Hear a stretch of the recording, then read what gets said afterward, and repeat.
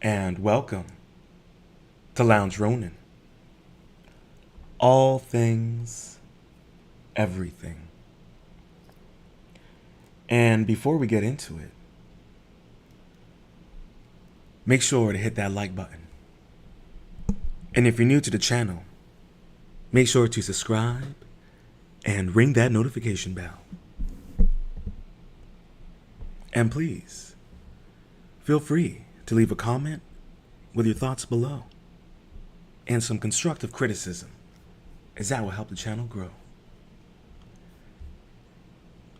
And on this episode, we're going to discuss the giants of West Virginia.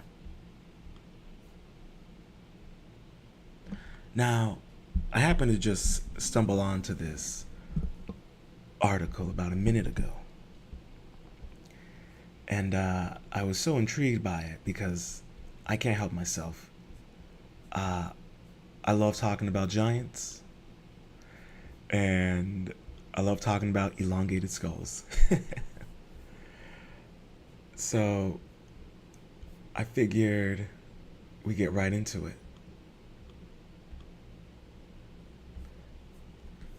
So without further ado, let me pull up this article.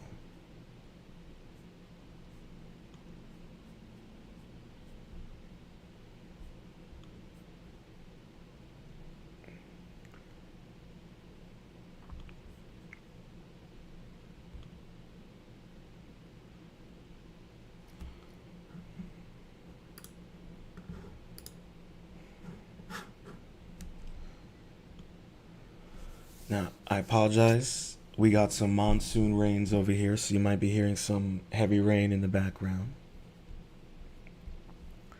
But here we go. This is updated January 27th, 2022. It's written by Jason and Sarah. The Giants of Doddridge County, Burials of a Vanished Race. Part 1.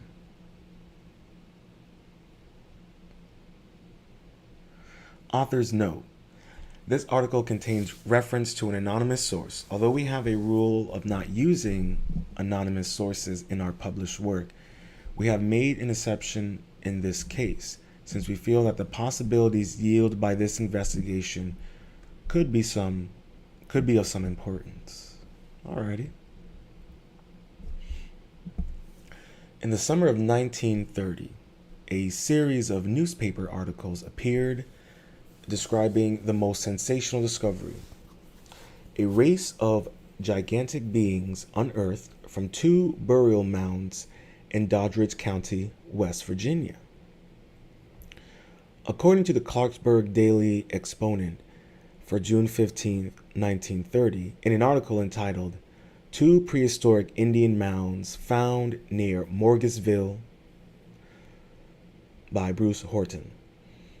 The mounds were located on the farm of Benjamin Zahn in Morrisville, 12 miles west of Salem. The article mentions that Professor Ernest Sutton of Salem University carried out excavations. Burials of a Vanished Race. The article makes remarkable claims regarding the now vanished race found buried in the mounds. The particular tribe or race which exhibited this section of the state is believed to have been composed of individuals ranging from 7 to 9 feet in height. Quote the article. Of the 2 mounds, the exponent article notes that one, being 6 feet in height and nearly 15 feet in diameter, contained a type of megalithic chamber shaped from large flat rocks, which was carefully and tightly packed with clay. Within the chamber was one sitting burial considered to be a chief. The exponent explains that the second mound was 10 feet high and about 60 feet in diameter. featuring 3 burials, one of which was a man of height, strength, and power, measuring over 6 feet, 6 inches tall, buried near the center of the mound and carefully covered by flat stones. Another skeleton from the same mound is described as being hermetically sealed in a case of clay. That's really interesting. Now, if you are familiar with, then you'll know that there are countless stories throughout the U.S. articles discussing massive, giants, and not only these giants, but also like these stories that you get from the Native Americans of encountering these races of giants, or in the articles talking about caves filled with giant bones. And yes, some are, of course, I'd be foolish not to mention that yes, some turn out to be people grifting and things like that, but there are those that tend to carry a substantial more amount of merit to them. And there's the fact with the Smithsonian and destroying bones and artifacts. We have to keep in mind that the Smithsonian is an extension of the federal government. And as we all know,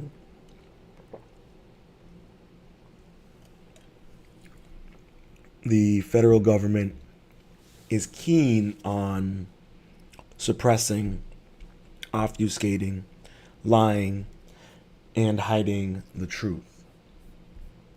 So we cannot be surprised when such stories like these are told, and some of it is fantastical, but then some of it is confirmed. There's data, there's evidence to prove of these existence. And to find it in West Virginia is really interesting, but I don't know how many people even realize that we have pyramids all over the United States, and North America included. All right. Another article entitled "Salem Professor Discovers Huge Skeletons in Mounds" appeared in the Charleston Gazette for June 15, 1930. According to the Gazette, the mounds contained what Professor Ernest Sutton, head of the History Department of Salem College, believes is valuable evidence of a race of giants who inhabited this section of West Virginia more than 1,000 years ago. Again, 4 burials were mentioned from the 2 mounds, measurements indicating they were from 7 to 9 feet tall. The burial sealed in clay is again mentioned with the measurement given of 7.5 feet tall. 1,000 years ago. Now, what I find really interesting about that is, this whole idea of giants not existing and not being prominent is foolish to think when we have stories of giants in South Africa. South America. We have stories of giants in Afghanistan. Well, yeah, the Middle East. And, in Afghanistan, we have stories of giants all over the world in many ways, shapes, and forms, even in Asia. So to think that at one point it was possible that there could have been either a worldwide civilization of giants. It's possible. We already know that there was at one point a separate humanoid species that did proliferate South America and what seems like Europe. If you know how I said earlier, I like talking about the elongated skulls. Well, that right there is case in point. But here we have a picture, and this is what's kind of funny, right? Is a artist representation of a North American giant. And if you notice, as I was just saying, the elongated skull, this protruding skull. Now, I don't know if we could make the case that there may have been, giants with elongated skulls, and then these lesser humans who were, humanoid but with elongated skulls. And if you know anything about these elongated skulls, they have this, we have this suture bone in the back of our skulls that, lets us know, okay, this is a human skull. They don't have that. So that is an actual biological way of distinguishing these two separate human races, or I should say human species. And the fact that the Cornwall Museum in the UK has known about this since the late 1800s should tell you that this was common knowledge to these institutional elites who at the time were investing copious amounts of resources into creating the narrative around our history and suppressing the true history.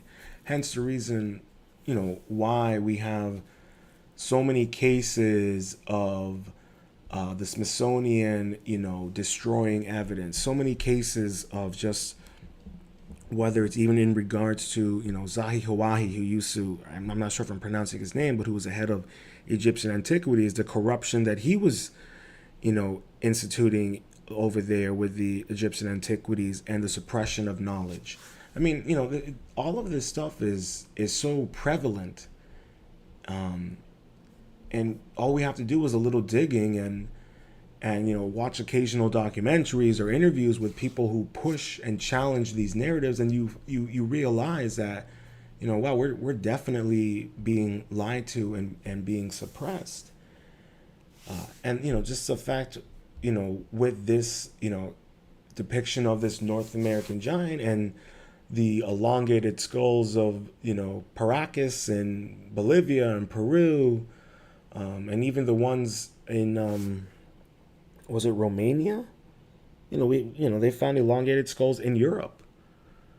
I don't know if they found any with any hair, but the elongated skulls that they have found in, and even the giants' skulls and depictions in South America show them with red hair, and even with the giants, some of them have depictions of them with red hair, even the North American giants. So there's clearly something there, and I think it's foolish for us to be as if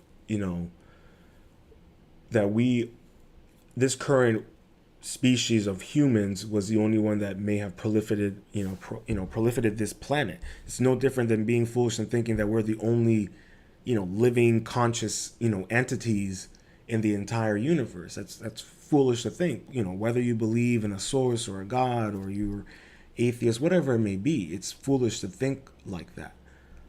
That's in my opinion, that's very arrogant and narcissistic to think of yourself like that, in such a manner. When at times, when we have this information out here, we can't even replicate some of the ancient technology of these massive megalithic structures. And for us to act like we're the top dogs is foolish. When I feel like we're still cavemen. The only difference is we got Twitter and iPhones and touchscreens. But what other difference has there really been of us in terms of our progression as humans, as a species of consciousness, of freedom of will, But like I was saying earlier, the suppression of our true history, the hidden history, that suppression also suppresses fantastical technologies and ways of thinking that could transcend all of us into being greater beings. But whatever it is, they don't wish that of us.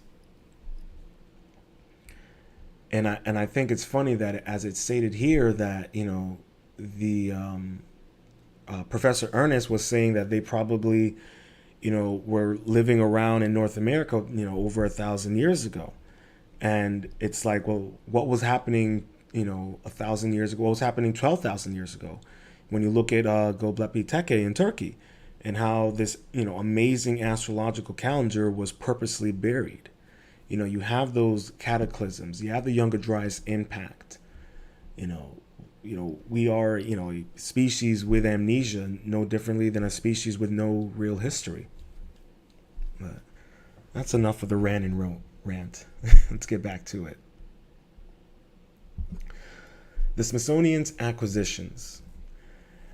I noticed we got some people in the live stream. I really appreciate you guys stopping by. Please feel free to hit that like button and leave a thumbs up in the chat if you're enjoying this stream so far. The Smithsonian's acquisitions. In the spring of 2015, the authors undertook an investigation of these discoveries made long ago. To begin with, the press articles all mentioned that Sutton sent the artifacts from the Zahn Farm mounds to the Smithsonian Institution.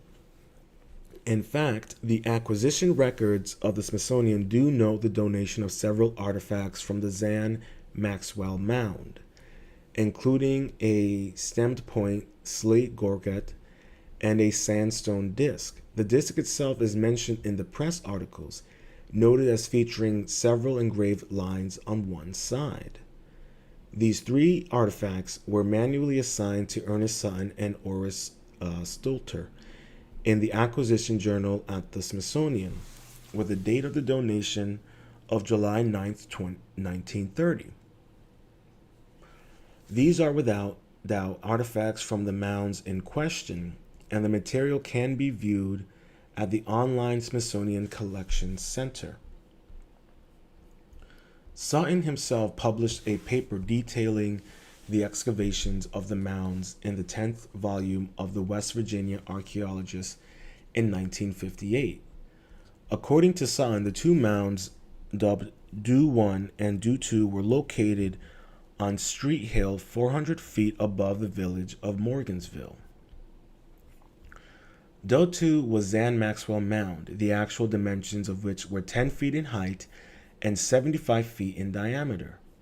Sutton documents 4 extended burials, one of which was encased in a type of baked clay, as well as the presence of red and yellow ochre in some burials.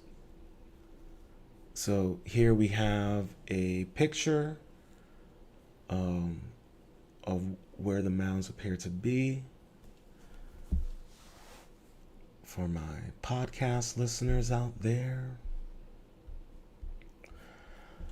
Sutton refers to Do-1 as Zahn Mound and measures as 12 feet in diameter and 3 feet high. The report offers extensive details regarding the burial in the stone chamber mentioned in the newspapers.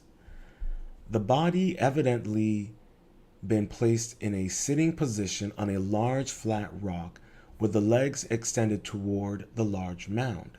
Skull, chest, and pelvic bones were in one mass on top of the rock. The leg and foot bones extended beyond the rock in the direction of the larger mound. I wonder if the positions were part of some kind of burial ritual. Interestingly, Sutton notes that even though no artifacts or articles of adornment were found with the skeletal remains, he and his assistant, Page Lacard, felt that the burial was very unusual, and that the person who was buried here was of more than average importance. Page Lockhart himself seems to have had great interest in this particular skeleton.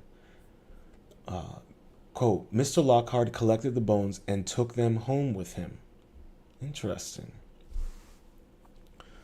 Sutton later removed the large stone upon which the skeleton was found, uncovering 4 cachet blades, pipe fragments, a bone awl, flint scraper, black arrowhead, and a bluish-gray banner stone broken in two. Significantly, a comparative study reveals that the newspaper accounts published 29 years before Sutton's own document were almost perfectly accurate in their details. For example, the Clarksburg Daily Exponent notes that the first evidence of burial in the Zan Maxwell Mound was charcoal lumps and some evidence of burnt bone, found in an excavation trench from the east side of the mound. So here we have what was found at the mound. So we have the arrowheads, we have the disc. All right. And below the picture it says, this entry was abandoned and two other openings made later as I progressed toward the north side of the mound. In each of these openings, skeletal remains of ribs, arms, and legs were found, and in each case, the extended positions of the skeleton was evident. One hematites hemisphere and one gorget and one circular disc, approximately 3 inches in diameter and about 3/16 of an inch in thickness, and one arrowhead of dark flint, also 2 rectangular sandstone polishing stones. Man. And this picture was taken in 1958 of September. Sun himself describes the same area containing dark organic material and bits of ashes and charcoal. The exponent also mentioned that the entire mound had been covered by loose rocks, while Sun states that the mound was covered with good protective layer of rock, sandstone of varying sizes. The exponent describes a sandstone disc in 3 inches in diameter, with Sun report giving the same diameter and thickness of 3/16 of an inch. The exponent even accurately describes the artifacts discovered by Sun beneath the large stone platform in the Zan mound. Quote, beneath the large rock upon which he sat were buried his pipe, banner stone, arrowheads, spear points, and other instruments chipped from flint rocks. So, I would say his personal belongings, things he held dear to him, which would be appropriate. Sealed in clay. Regarding the body being hermetically sealed, the exponent suggests that the body had been covered and sealed in clay, which was then heated in a process during which many different applications of clay and many different bakings, which mirrors Sun's own interpretation that the body had been cased in the puddle clay and then the clay baked or heated. The Charleston Gazette mentions that this skeleton enclosed in a casing of clay was the best preserved in the mound, with all the vertebrae and other bones excepting the skull intact. This matches Sun's description of the burial, mentioning that this was the first complete skeleton found, that the skull of this skeleton still remains in the mound. The purpose of this digression is to illustrate that this rare instance of accuracy of a newspaper account of mound excavations can be discerned by cross-reference with the actual work of the excavator. The data presented by 2 press articles is of near accuracy in regards to those features also described by Sutton himself, except for some discrepancies in the mound size. This is in stark contradiction to the assumptions of critics of giantology, who frequently attribute the claims of the press relating to excavations in the 19th and 20th centuries to pure sensationalism. Giant skeletons. Well, what's funny about that, right, is I like to kind of joke around that we live in the age of conspiracy, and it's kind of ironic how so many conspiracies that were shouted at the rooftops turn out to be true. I don't think I need to really name too many right now. But I think many of us are very, very well aware that many of these conspiracies, whether it's in relation to archaeological rumors and discoveries, to pharmaceutical issues, to political corruption, whatever it may be, constantly it turns out to be the case that, oh, Alex Jones was right, or oh, he was right, whatever it may be, whoever it is, it turns out, oh, wow, it's true. And then they end up admitting, yeah, it's true. Yeah, we did that. Yeah, we did kill JFK. I mean, how many instances of that have occurred where, and especially here in the United States, someone, is with their tinfoil, kufi is shouting at the rooftops telling you the truth, and then the truth comes out, and the government's like, yeah, we did that shit. What are you gonna do about it? And then they just go on about their business, and we're stuck here with our thumbs up our ass trying to figure out what the hell just happened. And I would say that for the normies, but for many of us who've been wearing our tinfoil hats, we've been like, we told you. And even in regards to, these fantastical archaeological discoveries, how many times, for instance, Graham Hancock with his Younger Dryas impact, they made a mockery of that man, mocked him, ridiculed him, harassed him, everything you can imagine. And he still came out on top. And they confirmed the Younger Dryas impact. I mean, so what are we, even for something like that, it's not necessarily a conspiracy. But here is a guy who presented an idea. He was like, hey, there's something here. And rather than investigating what he said, they ridiculed him. They harassed him. They tried to, destroy his name. I mean, the man is banned from going to Egypt, to going to the pyramids, all because he challenges the narrative, and all because he proves them wrong. So, like, just imagine that. Imagine, especially when his, Ancient Apocalypse series that came out on Netflix. I mean, he was, banned from certain places. They called him a white supremacist for challenging the narrative of our history. I mean, how crazy is that? The man's married to a woman who's Indian.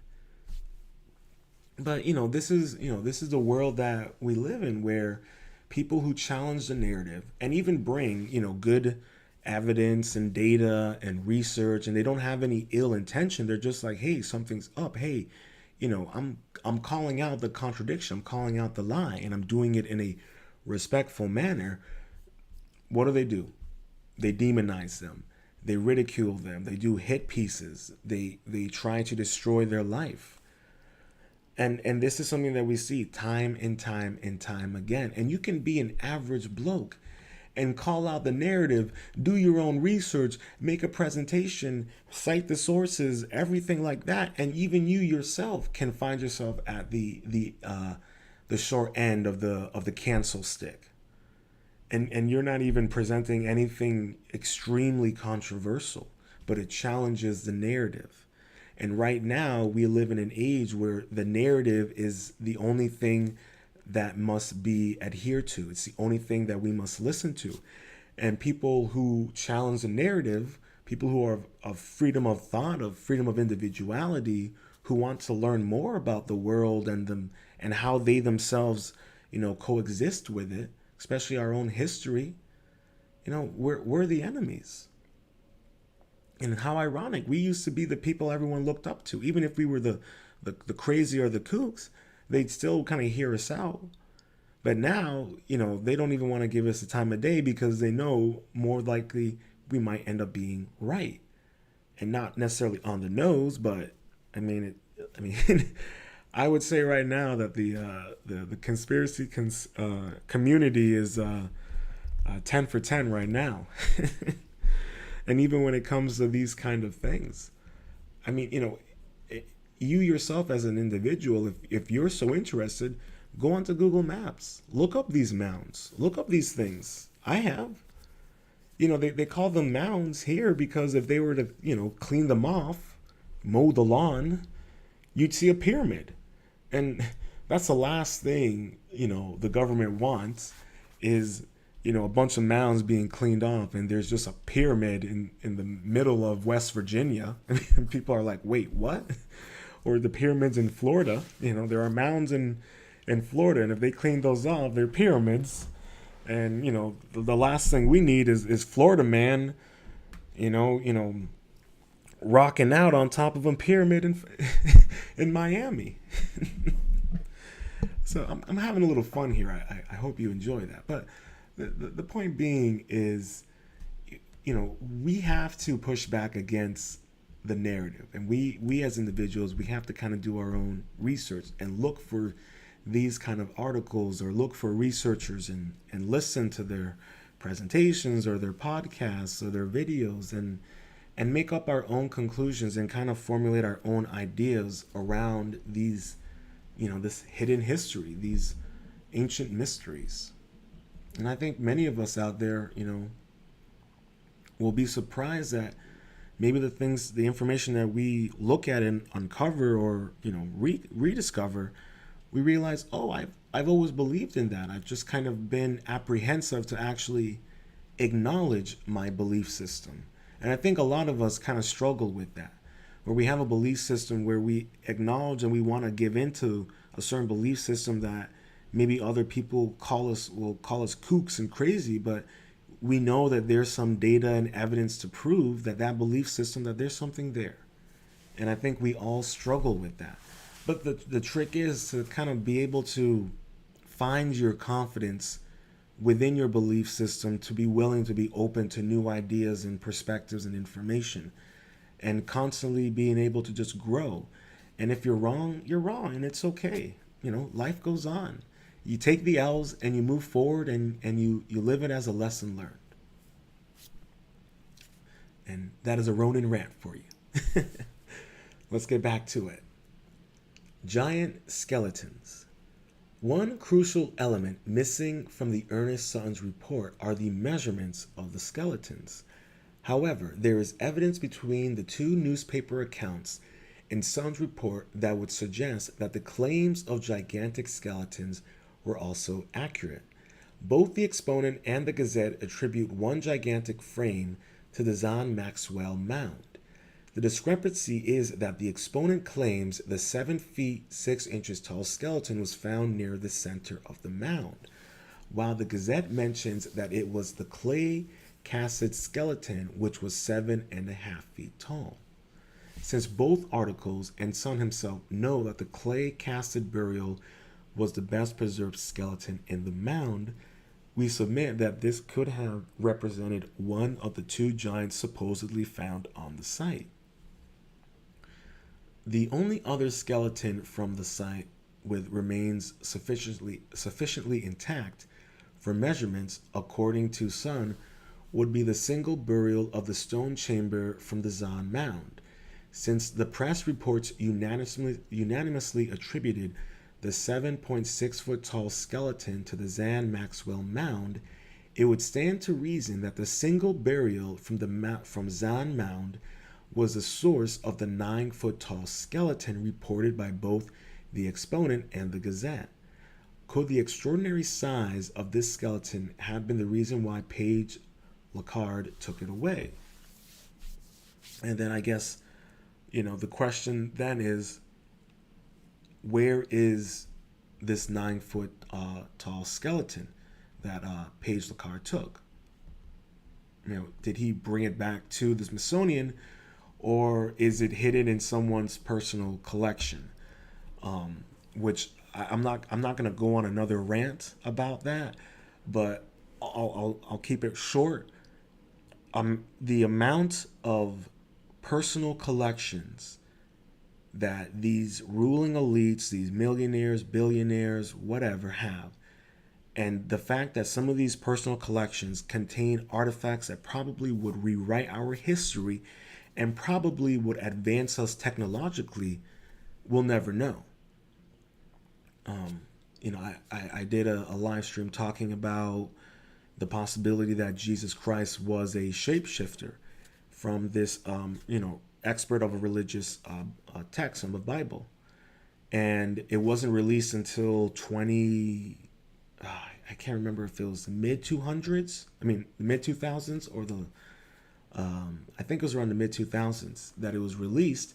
And it was part of the personal collection of J.P. Morgan.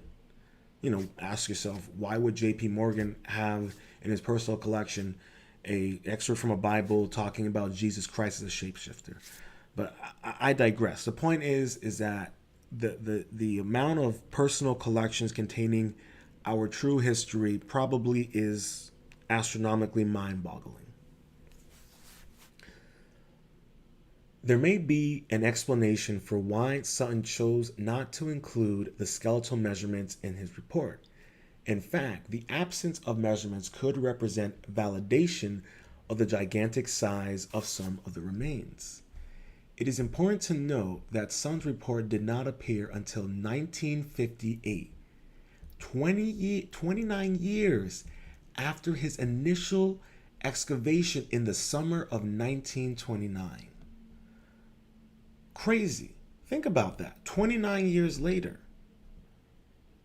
If you look into like the Chicago World Fairs, and you look into some of the weird Tartaria, some of these weird things around the late 1800s, early 1900s, things get really, really fishy around that time. It's really, really weird. The Zan Mounds were the first mound excavations and the beginning of the long career as an amateur archaeologist working in West Virginia and Ohio. It's just crazy. The report didn't appear until 29 years later. Hell, Pfizer didn't want their report coming out until the second coming of Christ. Alrighty. As someone working outside of the establishment, Ernest Sutton may have been initially unaware of the policy of secrecy enacted under the authority of Alice, of Alice Hidrika.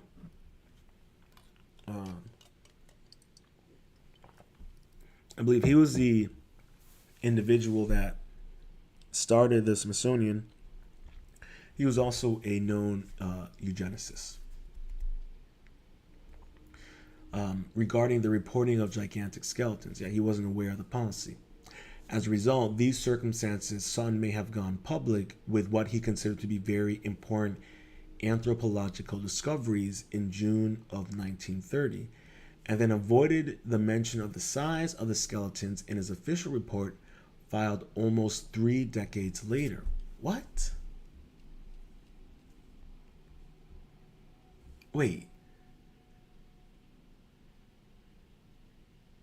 He didn't even file his official report until 3 decades later.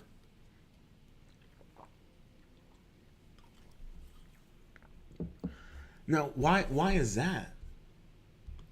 Like, do you think that maybe oh man, that's so weird.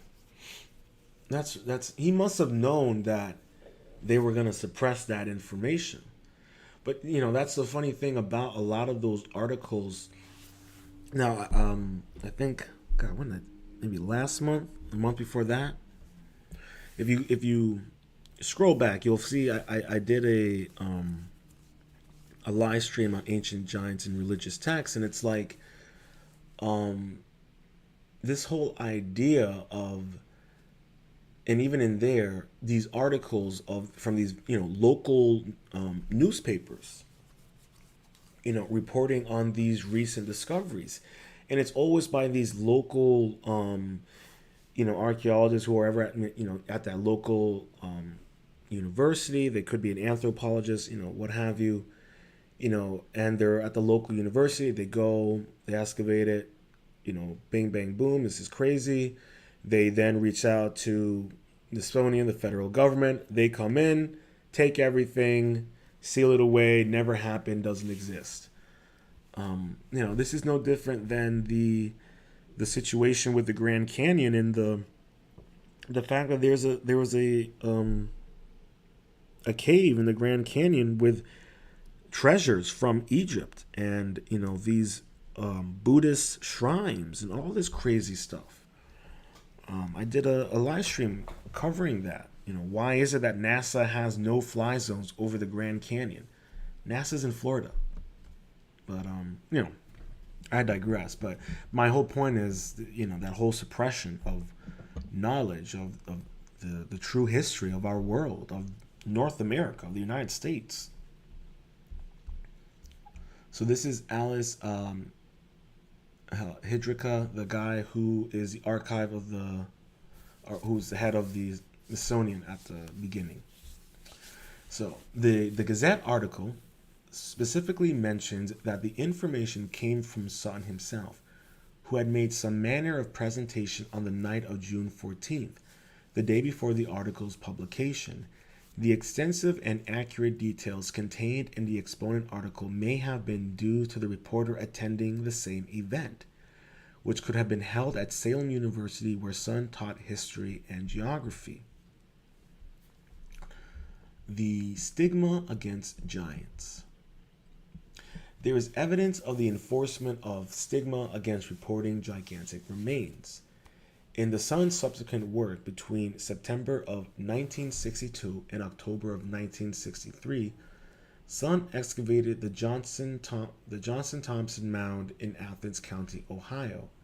However, several issues prevented the official report from being published until July of 1966 in the Ohio Archaeologist. Several of these issues are outlined in the piece of correspondence between Ernest Sutton and Martha Porter of the Ohio Historical Society, dated March 21st, 1966. Dear Miss Porter, your lauder... Oh, God. Let me see if they had it. No. Let me see if I can... I'm going to try my best to see if I can read this. The latter noted March 15th, which grants additional time, should provide sufficient opportunity to get this report in proper form.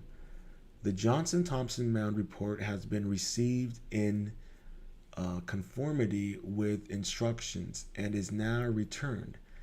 I am aware to that some errors and the irregularities still exist, but possibly do not damage the report. By delay in completing this report has been due to the difficulty of locating the artifacts of flint material and the sandstone gorget, which have been distributed to the landowners of the mound area. Added to this delay was the difficulty in getting quality pictures. The Gorgol Loval photographer for the Athens Messenger came to my rescue. His work is very good. In my letter to you on March 9th, I reported that the bone alls, the upper jaw and teeth, and the bone etal handle had been devoid. I'm sorry, it's like very faded in certain parts. To delivered to Dr. Baby. Okay. When you folks visited me at the mound, this additional time will allow ample time for him to get this additional material photographed and added to the report. Your attention is directed to the floor plan, which shows the something of a single and ported post nodes in the northern sector. I think he's describing the mound. This is due to the location of the Whitcock tree growing on the northern boundary of the mound. This tree measured 15 inches at the base and part of the root system extended into the northern blocks just a few inches from the subfloor burials. This tree was located on the north-south line, which is the boundary of the two farms. As this tree was considered a property line tree, and the outing of the root system on the south side of the tree might impair its growth. Only small roots were removed. There was no indication of burials or ornations or other features in the abandoned area. Due to soggy ground conditions, it was impossible to obtain suitable pictures of burial 5 and 6. To this revisit Fport, I have added some additional pictures to point a choice. Something like, I can't forget that last one. I note some questions by both you and Dr. Baby regarding my monument of burials and what formula I use. By examination and I can't get that one. I find that the length of the femur bone is approximately 1/3 of the total length. Okay. Among the questions addressed in Sun's methods are determining the height of the skeletons. I note some questions by both you and Dr. Baby regarding the measurements of the burials. Oh, you son of a gun. And what formula I use. By example of checking, I find that the length of the femur bone is approximately 1/3 of the total length. In the letter, Sun also assures Porter that the Johnson-Thompson Mound report has been revised and conformity with instructions is not returned.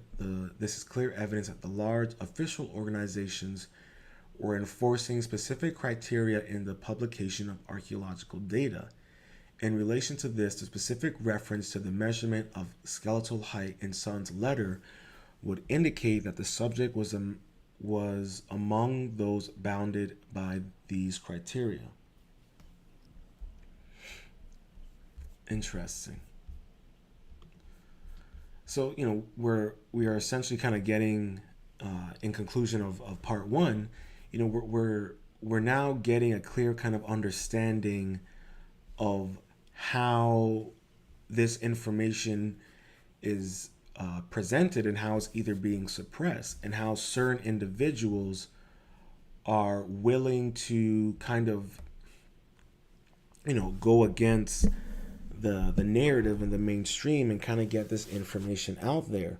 And even then, you think about it for, you could almost call him a whistleblower before the term whistleblowers, because he wanted this information out there because in his mind it was a extremely important archaeological discovery. And so many of these are clearly important discoveries that are being suppressed. I feel like if we were to know the true history of the United States, if we were to learn about the truth about the Aborigine Americans and, how black people have always been here, people would be losing their minds. So much of this history would literally just break people, mentally, spiritually, religiously. This is very jarring and dangerous information that would really upset many people, because unfortunately, when you are domesticated into a certain belief system, into a certain way of thinking, of behaving, and then to get such a belief system upended by truth, people will break emotionally and mentally. They'll lose sight of what it means, of the truth. And that's what happens when you keep the lie going for so long, that when you have people out there who are calling out the lies, who are presenting the evidence, it gets harder and harder to suppress it. And as I always say, the veil continues to get lifted.